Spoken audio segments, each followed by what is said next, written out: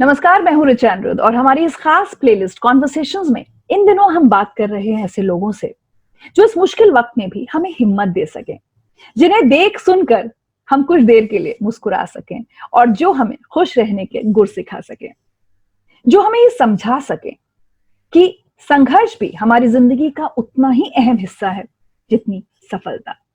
और इस कड़ी में आज मेरे साथ जुड़ रही हैं एक बेहतरीन बेहतरीन अदाकारा, एक बहुत ही खूबसूरत इंसान, सूरत से भी और सीरत से भी, एक ऐसी एक्टर जिन्हें सफलता आसानी से नहीं मिली, वो भी बॉलीवुड के लिए आउटसाइडर थी, लेकिन उन्होंने हिम्मत नहीं हारी। वो लगी रही, टिकी रही, मेहनत करती रही और आखिर में अपनी एक्टिंग का लोहा मनवा ही लिया। जी हाँ, हमारे साथ जुड़ रही हैं दिव्या दत्ता। दिव्या दत्ता, बहुत बहुत स्वागत है जिंदगी विद ऋचा में। Thank you Richa, always a pleasure. अच्छा, ये बताइए सबसे पहले हम सब लोगों को, लॉकडाउन में क्या क्या किया आपने, क्या क्या कर रही हैं? देखिए, एक तो जो किया वो आपने अपने उस पर भी डाला और उससे बहुत सारा प्यार मिला। एक पोएम लिखी, एक्चुअली चाह रही थी कि किताब लिखूं, लेकिन वो कई बार ऐसा आपका मेंटल फ्रेम ऑफ माइंड होता है कि आप अटक जाते हैं तो अटक जाते हैं। तो आधा लिख दिया है, आधा अधूरा है वो काम। और बाकी लॉकडाउन में खूब सारा घर का काम किया और खूब सारा वक्त अपनी फैमिली के साथ बिताया, जो शायद सालों से नहीं मिला था। और उसके अलावा आई थिंक जो सबसे इम्पोर्टेंट काम किया वो आई थिंक खुद को जानने का बहुत मौका मिला, एक सेल्फ इंट्रोस्पेक्शन जिसे कहते हैं। ना चाहते हुए भी, ऐसा नहीं कि मैं बैठ के कि चलो आज खुद को जानते अपने बारे में सोचते हैं। आओ अपने बारे में सोचते हैं, ऐसा कुछ नहीं। लेकिन जब आप इतनी सिंप्लिसिटी में रहते हैं, जहां बाहर भी नहीं जा रहे, बाहर की दुनिया से कट ऑफ है, अलावा की इसकी कि आप वर्चुअल वर्ल्ड से जुड़े हुए हैं, लेकिन एक फिजिकलिटी में आप किसी से नहीं मिल रहे और सिर्फ अपने तक सीमित है, तो बहुत वक्त आपको खुद के साथ बातें करने का मिलता है। अंदर ही अंदर चलती जाती हैं वो बातें, लेकिन वो चलती जाती हैं, and that kind of really gives you a lot of clarity about who you are and what you actually want. और वो बहुत सारी चीजें मालूम पड़ी मुझे, and I am glad I could know that about myself. और एक अच्छी दोस्ती हो गई खुद से, जो काफी भागा करती थी मैं कि चलो इससे मिल लूं और उससे मिल लूं। अब अच्छा लगता है खुद के साथ वक्त बिताना, which is a good change. And of course there are low phases, ऐसा नहीं कि मैं बहुत ब्राइट एंड हैप्पी हर वक्त होती हूँ। कई बार अटक जाते हैं, लेकिन उसमें से निकलना भी हमारी ही जिम्मेदारी है। और क्योंकि ये जिंदगी बड़ी खास है और बड़ी प्रेशियस है, और इसे संभाल कर रखना हमारा बेसिक एक रिस्पॉन्सिबिलिटी बनती है। So low phase में क्या हो रहा है? Are you getting insecure about your work? क्या what are the emotions you're going through? I've actually not gotten insecure about my work as such ever. I get insecure about how well I do it. There's a difference.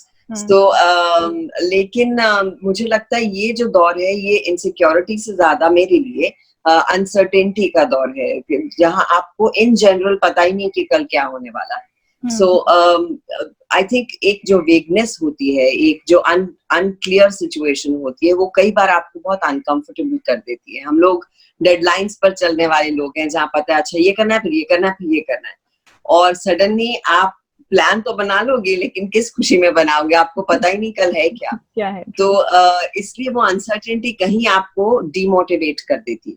तो मेरे लिए लो points वो होते हैं, क्योंकि I am somebody जो बहुत motivated, बहुत हमेशा I am always wanting to do something, या मतलब एक फुल ऑफ लाइफ रहना मेरा जिंदगी का एक तरीका है। आई वुडंट से मैं ऐसी हूँ, लेकिन वो तरीका है मेरी जिंदगी का। सो वो कहीं ना कहीं कभी कभी मिस हो जाता है। कुछ दिन आते हैं जो लो होते हैं, लेकिन फिर मैं कुछ ऐसे दोस्तों से बात करती हूँ जो मुझे थोड़ा मेरा मजाक उड़ाते हैं, थोड़ा जिंदगी को लाइट कर देते हैं। अरे this, I mean sometimes you know you tend to take yourself very seriously. और कुछ आपके दोस्त ऐसे होते हैं जो आपको ग्राउंड लेवल पे वापस ले आते हैं, जहाँ वही मस्ती मजाक करते हैं, वही बेवकूफियां करते हैं, and that kind of routes you back to where you come from. And वो अच्छा म्यूजिक सुनना, कुछ अपने आप को डिस्ट्रैक्ट करना, मेरे लिए सबसे बड़ा मंत्र वही रहा है ऋचा, कि अपने आप को डिस्ट्रैक्ट कैसे करें पॉजिटिवली। वो जो थॉट आपको बॉदर कर रहा है वो तो कर ही रहा है, वो अनसर्टेनिटी बॉदर कर रही है वो तो कर ही रही है। कल कौन सा, अभी इतनी सारी स्क्रिप्ट्स मैं सुन रही हूँ, बहुत सारी, और कुछ अप्रूव भी कर दी है, तो सब अपना अपना काम करके रेडी हैं, ऐसा नहीं है कि सब काम नहीं कर रहे हैं, एवरीवन, लेकिन कब, कैसे और कहाँ होगा, ये जो हमारी एक मिस्ट्री चल रही है, वो that box you down, and उसका आप कुछ नहीं कर सकते। या द ओनली सोलेस इज कि आप सब इसमें एक साथ हैं, आप एक दूसरे से बात करते हैं तो आपको लगता है यार वो भी सेम है, we are all in the same boat, and वो कहीं ना कहीं आपको थोड़ा सा इवन आउट कर देता है। अगर हम बॉलीवुड की बात करें, आपकी इंडस्ट्री और हम सब लोगों ने उसको, आप सबको चाहने वालों ने भी, ये लॉकडाउन में बहुत बुरा वक्त, बहुत बुरी खबरें आई, ऋषि जी, इरफान जी एंड देन सुशांत, आपकी अपनी यादें इन तीनों के साथ? बड़ी सबसे दुख वाली बात यह है कि आप सबको जानते हैं, खासतौर पे मैं ऋषि जी और इरफान के साथ तो मैंने बहुत काम किया है और उन्हें बहुत पर्सनल लेवल पे जानती थी, तो दे हैव बीन फाइटर्स। आपको मतलब वो जब ऋषि जी वापस आए थे अपना इलाज करा के और उनसे मैं मिली, आपको मतलब नॉर्मली आप किसी तकलीफ से गुजरते हैं तो आप आके कहेंगे ना, हाँ थोड़ा सा ऐसा था, फिर ऐसा हुआ, not even a mention of his suffering, not even a mention, he was only looking forward to life, कि फिर ये करते हैं, चलना यार एक अच्छी पिक्चर करते हैं, तू बहुत कमाल है, कब से हमने करनी है एक picture, so like a baby he would say that, and that enthusiasm to, because now was the time he was really doing those films with absolutely different roles. True. बहुत अच्छी, बहुत शानदार फिल्में करी। बिल्कुल। So he was really looking forward to life, so it breaks my heart कि और गए भी हैं तो जिंदगी से मतलब उसका जिंदगी का सामना करते हुए गए हैं, ऐसे कुछ I think he faced it like head on, and I'm so proud of him. Absolutely, I think it's a huge loss, and Irfan, I think, had so much more to give to us as an audience, and for me as a co-actor, he's been one of my most favorite co-actors, and the most attractive thing about him was his shy smile and those deep eyes. Was a lethal combo, बड़ा कमाल का combination था वो, और जो silences थी उनकी in between dialogues, वो कमाल करती थी आपके लिए, क्योंकि आई थिंक एक्टिंग सिर्फ रिएक्शंस होता है, अगर आप किसी की आंखों में देख के सब नेचुरली निकल रहा है तो आपको और क्या चाहिए। So Irfan used to do that. Sushant I really feel sad for, मतलब बहुत ही टैलेंटेड लड़का, उनसे बीच में अवार्ड्स में कभी मिल लिए, कभी फ्लाइट पे bump into each other. I think he's really affected a lot of people around, सब कहीं ना कहीं सबको ये तीनों जिंदगियां पर्सनल लॉस लगी हैं बिल्कुल कहीं बिल्कुल। ना कहीं। और सैड बात ये है कि लॉकडाउन की वजह से आप जा भी नहीं पाए अपने लास्ट ट्रिब्यूट्स देने किसी को भी, लेकिन जैसे आप कहती हैं जिंदगी है, you have to, I mean हर फेज आता है, ऐसा तो होगा ही, स्ट्रीट तो रहेगा नहीं, और you have to live with it, whatever it throws. आपने बहुत संघर्ष देखा है दिव्या अपनी लाइफ में, एंड अपने दम पर आप जिस तरह से, मैंने अभी आपके इंट्रोडक्शन में बोला कि वो आसानी से कुछ नहीं मिला इन्हें, लेकिन ये बस लगी रही, टिकी रही। I really want you to share कि आज अगर मैं आपसे कहूँ, इतनी फिल्में आप कर चुकी हैं, बहुत सारी फिल्मों में नोटिस कर लिया जाता है, बहुत सारी फिल्मों पर लोगों का ध्यान भी नहीं जाता, या शायद जो स्टार्स हैं वो सारा लाइमलाइट ले जाते हैं, जो आपने कितना भी अच्छा काम किया हो उसके बावजूद। How do you look back at your journey in Bollywood? I look back with surprise. I look back with pride, and I look back with gratitude. क्योंकि सरप्राइज इस बात का कि मैं भी एक छोटे से शहर से आई हूँ, और बहुत बड़ा ख्वाब था मेरा, ऐसा नहीं कि आप सोच लेते हो कि चलो यार मैं भी एक्टर बन के देखती हूँ, ये मेरा पैशन था, मैं बनना चाहती ही ये थी बस, और वो कहीं ना कहीं यूनिवर्स सुन लेता है कि हाँ ठीक है इसको बनना है, तो कहाँ से एक छोटे शहर से आप डॉक्टरों के खानदान से आप यहाँ आ गए, और फिर आपको लगता है कि सब जैसे आपको नॉर्थ में हम लोग बहुत प्रोटेक्टेड बैकग्राउंड से आते हैं, और हर कोई अंकल है, कोई आंटी है, कोई चाचा था या मम्मी पापा, सब आपके आसपास कि कुछ हो गया तो सब प्रोटेक्ट करने को। तो जब मैं यहाँ आई तो बिल्कुल अकेली थी, और अकेले रहना आता नहीं था, तो थैंकफुली मेरी, जैसे हमने बहुत बार डिस्कस किया, माँ का सपोर्ट था। मैं बहुत लकी थी कि मेरी माँ ने मुझे घर ले दिया, एक गाड़ी ले दी थी। बहुत लोगों को ये नसीब नहीं होता कि चल अब जो तेरे को करना है अपना ये करना है, पैशन पूरा करो। और she told me very clearly, कोई प्रेशर ही नहीं था मेरे सिर पे। शी सेड कि अगर तुम्हें लगे कि वापस आना है बेटा तो मैं हूँ। तो ऐसा नहीं था कि कई बार एक डंडा रख देते ना कि अब तूने डिसीजन लिया है तो अपने आप को प्रूव कर, तो वो वैसा कुछ प्रेशर था ही नहीं। So I was very lucky Richa. लेकिन लकी उस तरह से लकी होने के बावजूद मेरे अपने संघर्ष रहे हैं। मैं स्ट्रगल वर्ड पता नहीं क्यों पसंद नहीं करती, मुझे लगता है वो फिर जिंदगी भर स्ट्रगल ही रहता है। आप जिंदगी एक्सपीरियंस करते हैं, मुझे ऐसा लगता है उसके लाइफ। तो मैंने आज तक, मुझे कोई बोलेगा कि आपके स्ट्रगल, तो मैं बोलती हूँ फिर तो आप जिंदगी में स्ट्रगल ही कर रहे हैं, बिकॉज जिंदगी का नाम ही वो चीज का है। So I don't use that word, I find it very negative.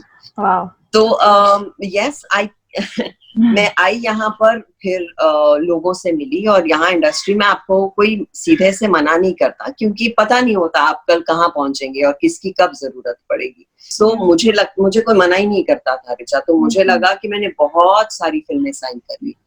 और एक दिन मैंने अपनी माँ को फोन भी किया कि मम्मा मैंने 22 फिल्में साइन की और उनमें से एक भी फिल्म नहीं शुरू, इनफैक्ट 2 फिल्में शुरू हुई और लास्ट मिनट मुझे पता चला कि मेरी जगह कोई और लड़की आ गई।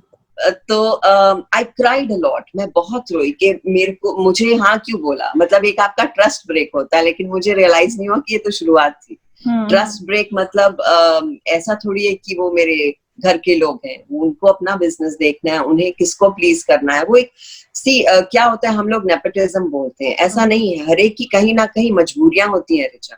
मैं अगर प्रोड्यूसर हूँ, मुझे एक आदमी को लेना है, तो मैं चाहूंगा कि वो आदमी खुश रहे। तो बताओ भाई, तुम्हें कौन से ये पसंद है। तो उस गिवन सिनेरियो में ग्रुपिज्म आ जाता है, आता है, हर जगह ग्रुपिज्म है। मैं नेपोटिज्म बोलती ही नहीं हूँ, मैं बोलती हूँ ग्रुपिज्म है यहाँ पर, फेवरेटिज्म है। आप जहां पर बोल रहे हैं कि ये एक कुंभा बन जाता है, तो उस कुंभे में जरूरी नहीं है कि सिर्फ स्टार किड्स हैं। बहुत सारे स्टार किड्स हैं जो स्ट्रगल कर रहे हैं, जो आपका जो ये वर्ड है, जो कर रहे हैं ये काम, मतलब अभी भी मेहनत कर रहे हैं। तो ऐसा नहीं है कि स्टार किड्स की जिंदगियां बड़ी आसान है, उन्हें मौका मिल सकता है, लॉन्च मिल जाता है, उन्हें लॉन्च मिलता है, that is their only plus point. और उन्हें लोगों के बारे में जानकारी है, हमें हर एक को जानना का एक कौन है, कैसे है, और वो हमें जानते ही नहीं है, तो वो आपको क्यों एंटरटेन करेंगे, आप कौन है। तो वो एक अपनी एक जर्नी है कि आप उनको कैसे बताएं कि मैं कोई हूँ। और मैं जब आई तो मुझे तो बहुत मल्टी स्टारर्स में, शुक्र है मुझे काम तो मिल रहा था, मल्टी स्टारर्स मिलनी शुरू हुई। लेकिन क्योंकि मैं एक्टर थी तो मैं चाहती थी मल्टी स्टारर्स तक ही सीमित ना रह जाऊं, मैं कुछ और करूं। और तब मम्मी ने कहा कि तुम किस चीज का वेट कर रही हो, कि तुम्हें कोई आके गॉडफादर लॉन्च करने वाला, बेटा मैं तो कोई प्रोड्यूसर हूं नहीं। She was very straight with me कि मैं बेटा प्रोड्यूसर नहीं हूँ, मैं तेरे लिए फिल्म नहीं बना सकती, बट मेरा तेरे को पूरा सपोर्ट है और ब्लेसिंग्स है। आप मानेंगी रिचा कि कितना आपको इससे हौसला अफजाई होती है। और आपको कहीं ना कहीं, मैं जो प्रोटेक्टेड थी, मुझे अपने पैरों पे खड़े होने की हिम्मत मिली उस चीज से। और तो फिर मम्मी ने कहा तू कैसे प्रूव करेगी कि मैं जो तेरे बारे में जानती हूँ वो दुनिया जाने। And she said you please take up every nice work that you think is nice, but prove yourself with those roles जो तुम्हें मिलते हैं। And that's how I started with Veer Zaara. हालांकि मैं लेना नहीं चाहती थी वो रोल, मुझे लगा ये हीरोइन का रोल थोड़ी है, लेकिन उस रोल को मुझे लगता है शायद बाकियों से, मतलब बाकियों जितना ही या उससे ज्यादा प्यार मिला। आज तक कोई शब्दों को भूलता नहीं है। तो मतलब एक जगह बनाना इतनी बड़ी कास्ट में, जिन लोगों को मैं बतौर एक्टर्स, मतलब I love them and I worship them, वहां पे खड़े भी रहना as a newcomer was a big thing for me। और प्रीमियर के बाद सब कहते हैं वो लड़की कौन है। तो अगर मैं सोचूं कि I've arrived, वो भी गलत है, क्योंकि मुझे फिर से अपना काम शुरू करना पड़ रहा है। वीर ज़ारा के बाद क्या, वीर ज़ारा के बाद मैं 1 साल बैठी हूँ, क्योंकि सब वही रोल ले आए कि वीर ज़ारा टाइप का रोल है, वो लड़की थी ना बड़ी प्यारी सी, उसको बुला लो, दिव्या दत्ता। मैं सोची थी मैं क्या हर फिल्म में शबो बनूंगी क्या, मुझे नहीं करना है। Until Rakesh Mehra called me for Jalebi after 1 year। And then फिर मुझे जलेबी जैसे रोल मिलने लगे, सेक्सी, सॉसी, सेक्सुअल। फिर मैंने सीखा कि इधर तो अपना रूल बनाना पड़ेगा। आपको ना करना आना चाहिए यहाँ पर, लेकिन वो ना करने की आप में एक पोजीशन भी होनी चाहिए। एक रिस्क है। हाँ, बड़ा रिस्क है। हम्म। लेकिन कहीं ना कहीं लोगों की जहनियत में जब आप ना करते हैं ना, उन्हें कहीं ना कहीं लगता है कि ये हम पर निर्भर नहीं है। मैंने देखा कि जिन लोगों को मैंने मना किया वो हमेशा कुछ बेहतर लेकर आए मेरे लिए। लेकिन ये स्ट्रगल्स ऋचा, चाहे फिल्मों के हों, रिजेक्शंस के हों, आपके मीडिया में भी आई मीन फेवरेटिज्म होता है। मैं जब आई थी, मेरे को रिव्यूज में मेरा नाम ही नहीं आता था। मैं फोन कर करके झगड़ती थी कि मुझे आपने मेंशन क्यों नहीं किया। तो मतलब वो कहते थे कि ठीक है यार, हीरो हीरोइन और ये इंसान, तुम कौन। तो मैं कहती थी बट आप लोग मेरी तारीफ कर रहे हैं, आपको अच्छा लगा है ये रोल, तो आप मेरा नाम क्यों नहीं लिखेंगे। मुझे चुभती थी वो बात।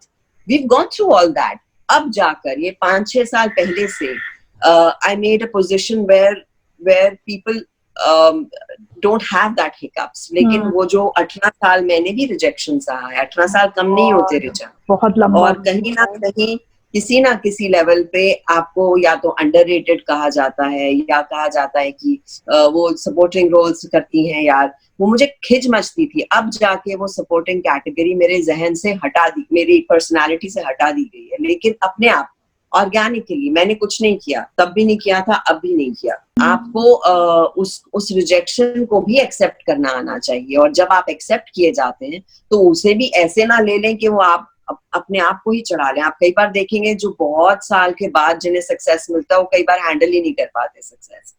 तो दोनों तरह की चीजें होती हैं। आपको फेलियर भी हैंडल करना आना चाहिए, सक्सेस भी। और ये आसान काम नहीं है। आपको अपने आप को ग्राउंडेड रखना बहुत जरूरी है। आप कहीं ये ना भूल जाएं आप कौन है। आप स्टार हैं, आप एक्टर हैं, आप दिव्या हैं, आप बचपन आपका ऐसा था, आपके ये दोस्त हैं, आप कौन से सर्कल में घूमना चाहते हैं, वो सर्कल आपके जैसा है भी कि नहीं। मैं कंफर्टेबल हूँ कि मैं जाती थी पहले बहुत पार्टीज पे जाती, फिर मुझे लगा कि मैं कंफर्टेबल नहीं हूँ। मुझे गेट टुगेदर्स अच्छी लगती हैं, जहाँ 4-5 लोग हों, गप्पे मारी आ गए। मतलब जहाँ मेरा काम है, ऑफ कोर्स वो मेरा काम है।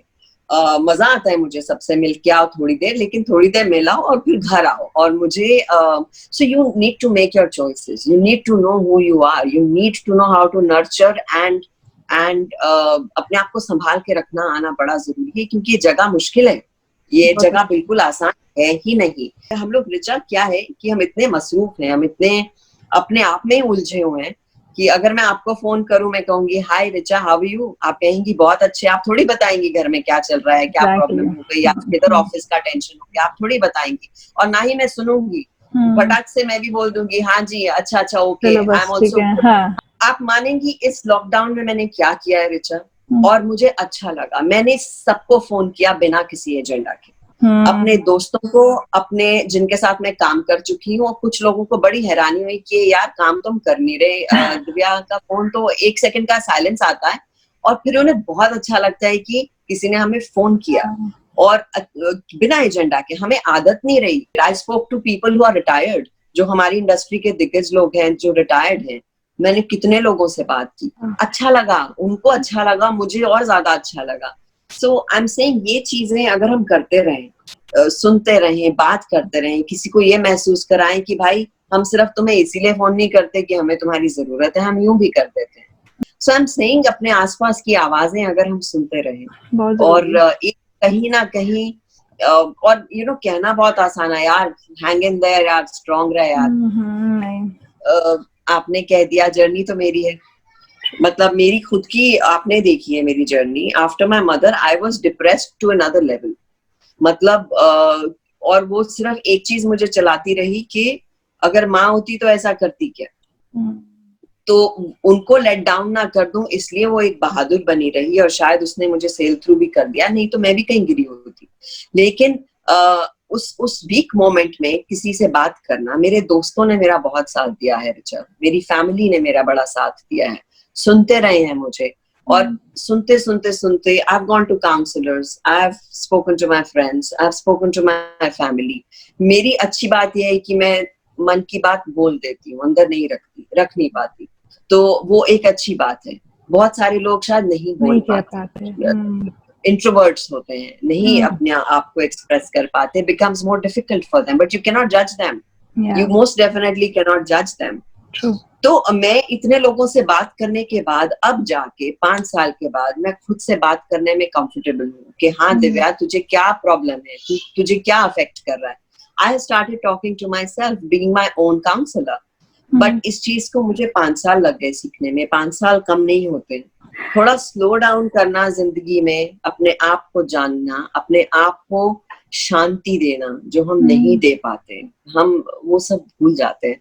वो जो हमारे सब बड़े बुजुर्ग बोल गए हैं कि जाओ go take a walk in the fresh air, वो सब चीजें, वो फ्रेश एयर जो है वो बड़ी जरूरी है. वो थोड़ी सी धूप जरूरी है, वो थोड़ा सा नंगे पैर जरूरी है, वो थोड़ा सा अच्छे से सांस लेना जरूरी है. वो सब चीजें तो सिखाई थी वो किसी रीजन पर्पस से सिखाई थी. And they are so true. रोज सूर्य नमस्कार करना मेरे लिए बड़ा जरूरी है. कहीं ना कहीं यूनिवर्स को खड़े होके कहना, शुक्रिया यूनिवर्स, तेरा बहुत शुक्रिया कि आज मैं घर बैठी हूँ, लेकिन घर में कंफर्टेबली बैठी हूँ, अपनी फैमिली के साथ बैठी हूँ और काम कर रही हूँ. फिर भी आप लोगों से रूबरू हूँ, ये भी मेरे लिए काम है. सो शुक्राना करना यूनिवर्स का बहुत जरूरी है. हम कंप्लेन करके फट से पहुंच जाते हैं, लेकिन अपनी छोटी छोटी ब्लेसिंग्स भूल जाते हैं. और हम तो थैंक्स कहने की तो दूर की बात, हम हर समय कंप्लेन करते हैं, आज ऐसा क्यों हो गया, आज गर्मी ज्यादा हो गई, आज बारिश हो गई, आज ये हो गया. अच्छा, आपने ना अपने पिछले आंसर में 2 मेरे क्वेश्चंस को कहीं ना कहीं टच अपॉन कर लिया. एक तो रिजेक्शन वाली बात. रिजेक्शन बहुत सारे हुए हैं, और ऐसा नहीं कि एक हुआ है. और कई बार तो फिल्म से निकाली गई हूँ, सेट पर जाकर वापस आई हूँ. और वो मेरे लिए बहुत बड़ा झटका था कि मुझे ऐसे सेट पे बिठा के भेज दिया. और सो द थिंग इज, आपको वो स्कार कर देती है बात कि मेरे अंदर कोई कमी है क्या, am I not good enough. आपको कहीं ना कहीं अपने पे डाउट आ जाता है. जो कॉन्फिडेंस आप घर से लेकर आते हैं, जो आप में खुद में होता है, जो मैं बेस्ट एक्ट्रेस की ट्रॉफीज घर से लाई थी, कॉलेज से लाई थी, आपको बिल्कुल क्वेश्चन मार्क लगता है कि यार मुझे निकाल ही दिया, या फिर आपको बोल दिया आप कर रहे हैं. मेरे साथ ऐसा तो बहुत बार हुआ है कि मुझे कहा कर रहे हैं, डेट्स ले ली, और बाद में किसी जर्नलिस्ट ने मुझे बताया वो तो कोई और लड़की कर रही है. मतलब मुझे बताया भी नहीं कि तुम नहीं हो उस फिल्म में.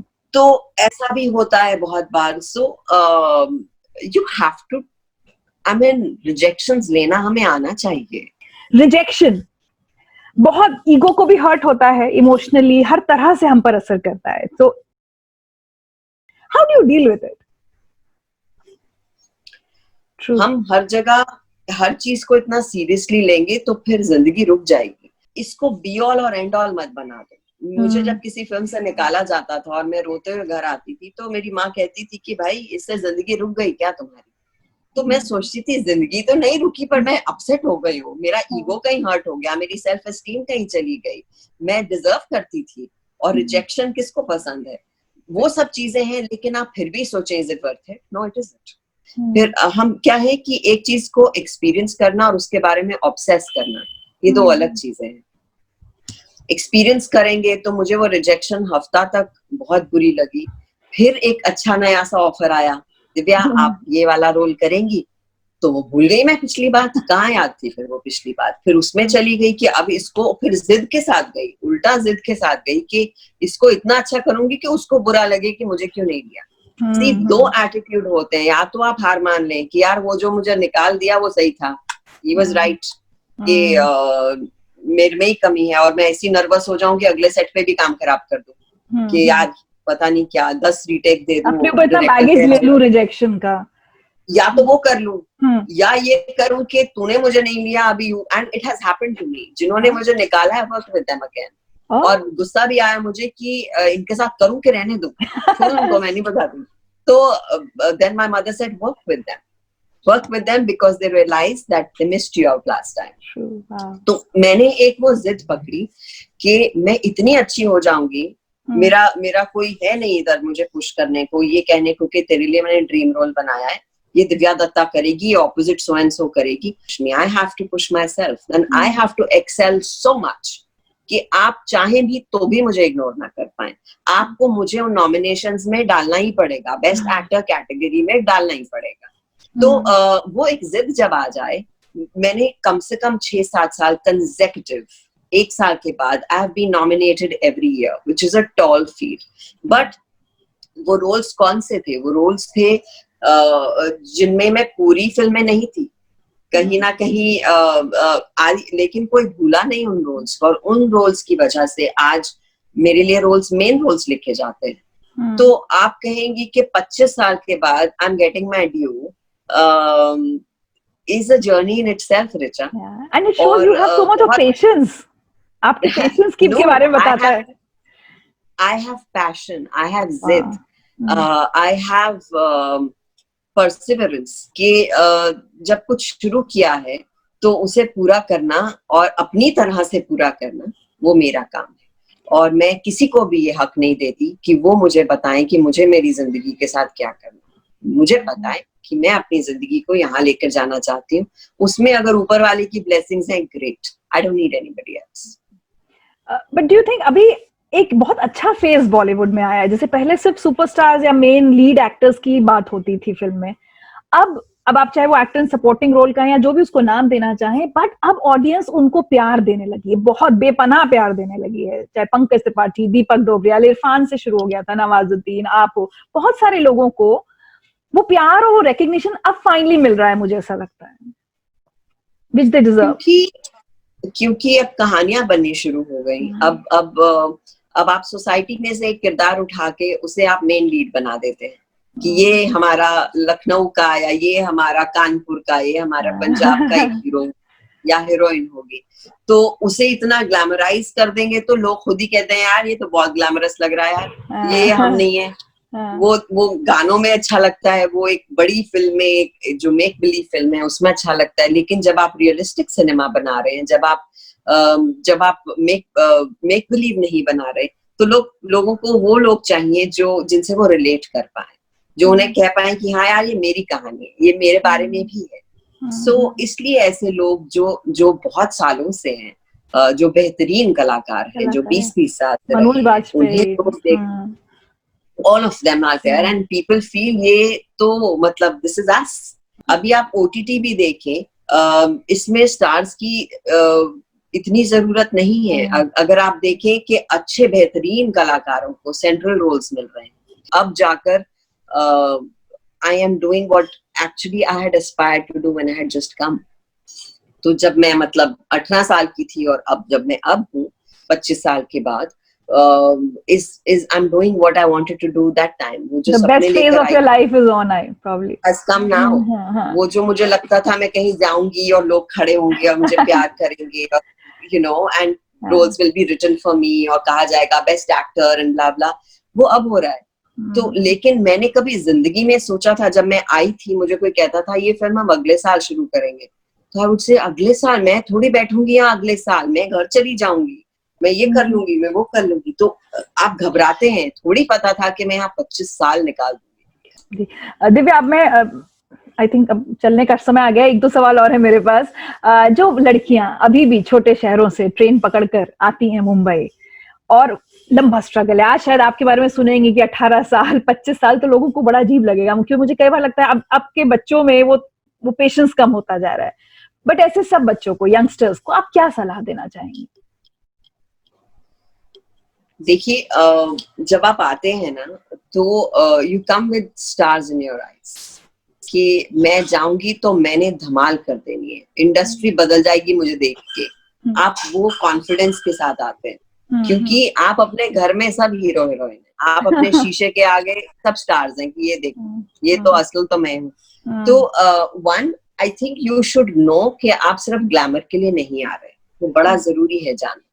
ग्लैमर के लिए आना कोई गलत बात नहीं है, लेकिन आपको पता होना चाहिए कि मेरे अंदर वो चीज है कि नहीं। And you can't lie to yourself all the time. आप एक चांस ले सकते हो कि हाँ चलिए आप कोशिश करता हूँ, लेकिन खामखा में चांस लेना वो वक्त वेस्ट करने की बात। तो you should know that you are a good actor, you should know अगर आपको मॉडल बनना तो you should know you have it in you. ऐसा नहीं कि आप एक्टर ही बनने आ रहे हैं, आप मॉडल बनने भी आ सकते हैं। जो भी आप करने आए हैं आपको पता होना चाहिए कि मेरे अंदर वो बात सब तरफ, हाँ, सब हर प्रोफेशन में, any profession. I am saying कि आप जब आ रहे हैं यू शुड नो कि मैं ऐसे ही नहीं आ गया, मेरे अंदर वाकई कुछ है इसे फॉलो करने को। First and foremost, don't lie to yourself. आप अपने अंदर सच्चा आईना देख के कि भाई जरूरी है तो आऊं, क्योंकि यहाँ जिंदगी आसान नहीं है।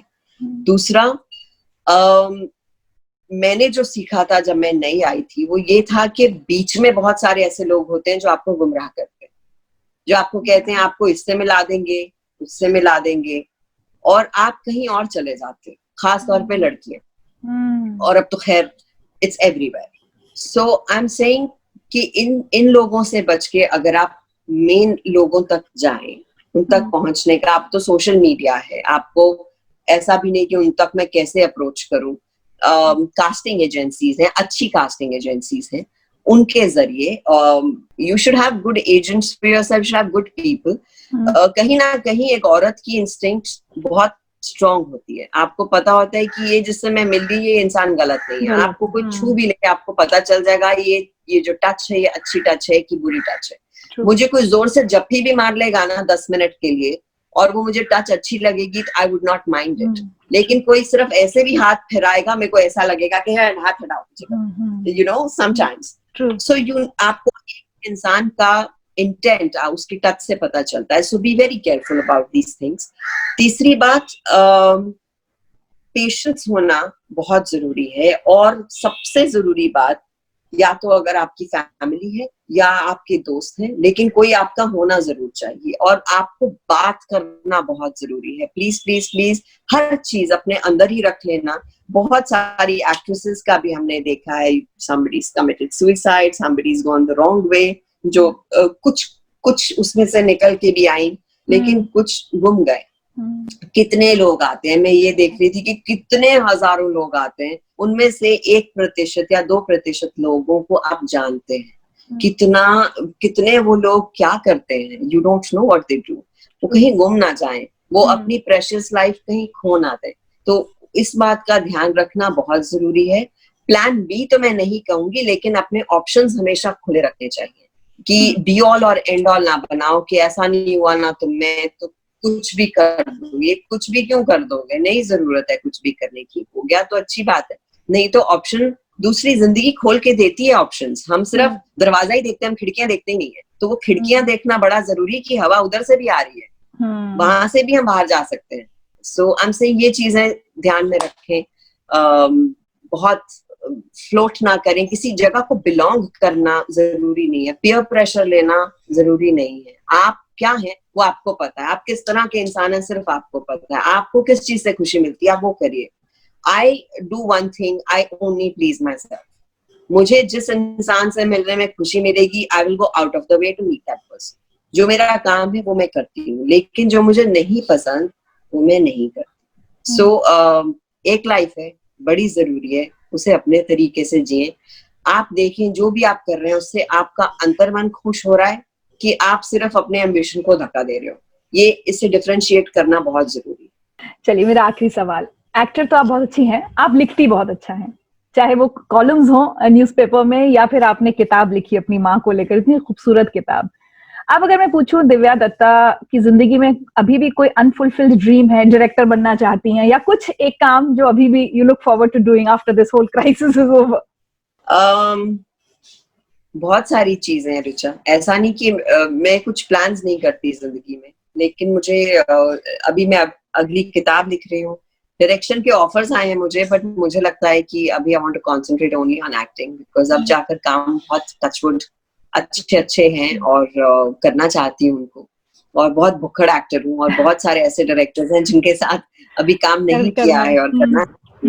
So I want to do all that and more. और मुझे बस इतना है कि मैं जब भी पीछे मुड़कर देखूं रिचा, तो मुझे अपनी जो भी जिंदगी मैंने जी, मुझे इस बात का फक्र होना चाहिए कि मैं उसे मुस्कुरा कर देख सकूं। It's a life well lived is what I always feel, to cherish each moment.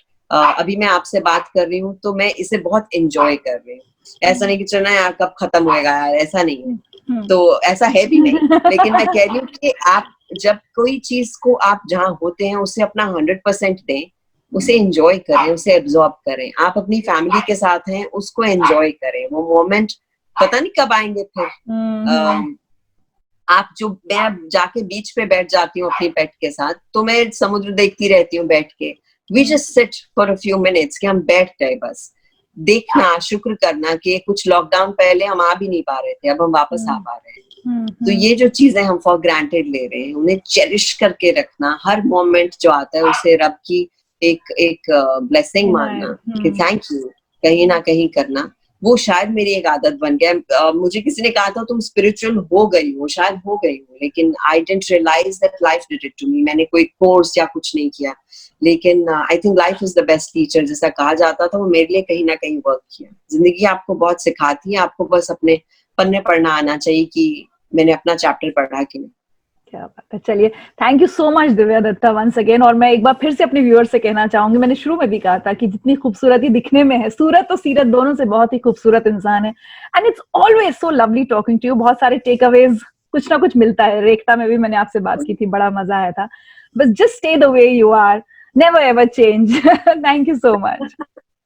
Thank you, Rich. I love you always, my dear. Thanks. Bye bye. Bye. Bye.